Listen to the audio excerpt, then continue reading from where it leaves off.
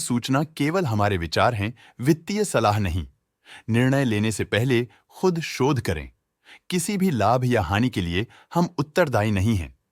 आज हम देख रहे हैं वरांडा लर्निंग सॉल्यूशंस लिमिटेड के 2024-25 Q3 की consolidated financial performance. Starting with the sales, पिछले क्वार्टर से सेल्स में -28.5% का डिक्रीज हुआ है, मगर कंपनी ने पिछले साल के मुकाबले 8% का सेल्स इंक्रीज रिपोर्ट किया। Expenses 20% quarter on quarter increase हो गए हैं, जो साल भर के 68.5% के राइज के साथ अलाइन करता है। क्वार्टरली सेल्स के कंपैरिजन में एक्सपेंसेस इंक्रीज होना दिखाता है कंपनी ने एक्सपेंसेस मैनेज करने के लिए स्ट्रगल किया। कंपनी ने पूरी साल के दौरान चैलेंजेस का सामना किया। ऑपरेटिंग प्रॉफिट, जो पिछले साल के कंपैरिजन में -339% डाउन हुआ है, quarter on quarter around -214% decrease हुआ है। Operating profit margin OPM annual basis पे -48% से डिक्रीज हुआ है और पिछले क्वार्टर के कंपैरिजन में -53.5% से डिक्रीज हुआ है। एक्सेप्शनल आइटम्स को ऐड करके अदर इनकम पिछले क्वार्टर के कंपैरिजन में -142% गिर गई, बावजूद इसकी ईयरली डिक्लाइन -122% हुई है।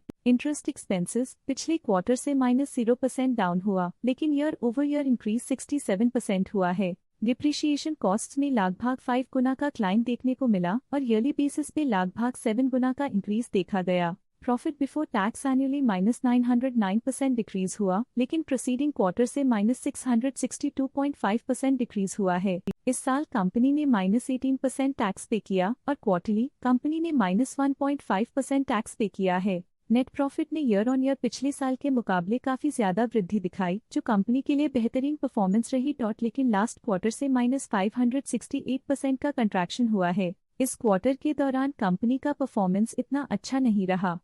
नेगेटिव नेट प्रॉफिट लॉसेस को इंडिकेट करता है। वहीं अगर एनुअल एनालिसिस की बात करें तो साल के दौरान कंपनी का परफॉर्मेंस अच्छा नहीं रहा। नेगेटिव नेट प्रॉफिट का मतलब है कि कंपनी प्रॉफिट के कंपैरिजन में नुकसान उठा रही है। अर्निंग्स पर शेयर EPS में ईयरली -990.5% का डिक्रीज देखा गया, लेकिन क्वार्टरली में लगभग 5 गुना की गिरावट भी नजर आई। इस क्वार्टर में कंपनी का EPS इतना अच्छा नहीं रहा। नेगेटिव प्रॉफिट कमजोर एफिशिएंसी को दिखाता है। वरांडा लर्निंग सॉल्यूशंस लिमिटेड के फाइनेंशियल स्नैपशॉट को रिव्यू करते हुए कुछ मुख्य ट्रेंड्स सामने आए हैं, जो कंपनी की परफॉर्मेंस पे रोशनी डालते हैं। दिसंबर 2022 से दिसंबर 2024 तक वरांडा लर्निंग सॉल्यूशंस लिमिटेड की फाइनेंशियल जर्नी में सबसे पहले बात करते हैं सेल्स की। इस साल सेल्स में 49.5% की वृद्धि हुई है और पिछले 3 सालों में लगभग 2 गुना की वृद्धि हुई है, जो एक निरंतर अपवर्ड ट्रेंड को दर्शाता है। पिछले 2 साल से सेल्स लगातार बढ़ती जा रही है, जो मार्केट एक्सपेंशन और कंज्यूमर डिमांड में वृद्धि को दर्शाता है।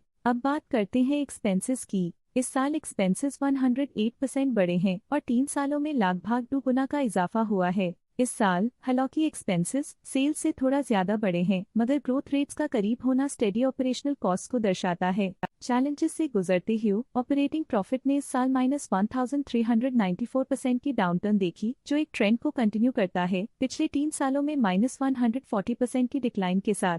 इस साल ऑपरेटिंग प्रॉफिट में कमी आई है, लेकिन पिछले साल की वृद्धि रेजिलियंस को दर्शाता है, जो एक अस्थायी मंदी को संकेत करता है।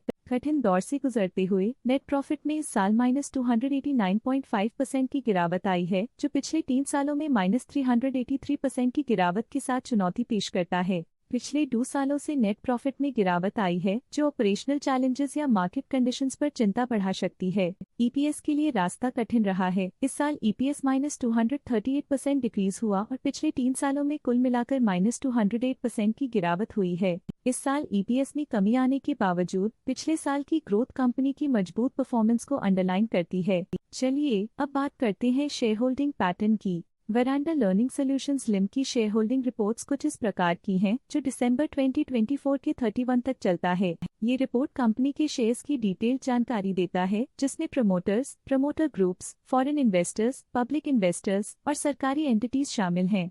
पब्लिक हेल्थ शेयर्स का परसेंटेज 2024 के सितंबर में 43.77% से 2024 के दिसंबर में 43.73% तक डिक्रीज हो गया।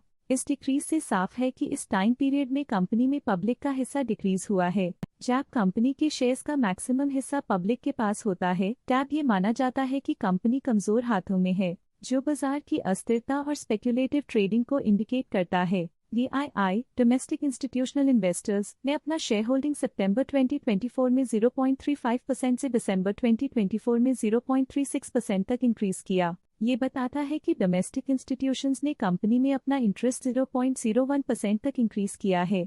FII फॉरेन इंस्टीट्यूशनल इन्वेस्टर्स ने अपना शेयर होल्डिंग सितंबर 2024 में 1.09% से दिसंबर 2024 में 1.12% तक इंक्रीज किया। ये बताता है कि फॉरेन इंस्टीट्यूशंस ने कंपनी में अपना इंटरेस्ट 0.03% तक इंक्रीज किया है।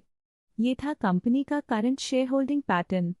आज के लिए फाइनेंशियल सेक्टर में इतना ही। देखने के लिए धन्यवाद। स्टॉक लेटेस्ट न्यूज अपडेट के लिए चैनल को सब्सक्राइब करें और वीडियो को लाइक एंड शेयर करें।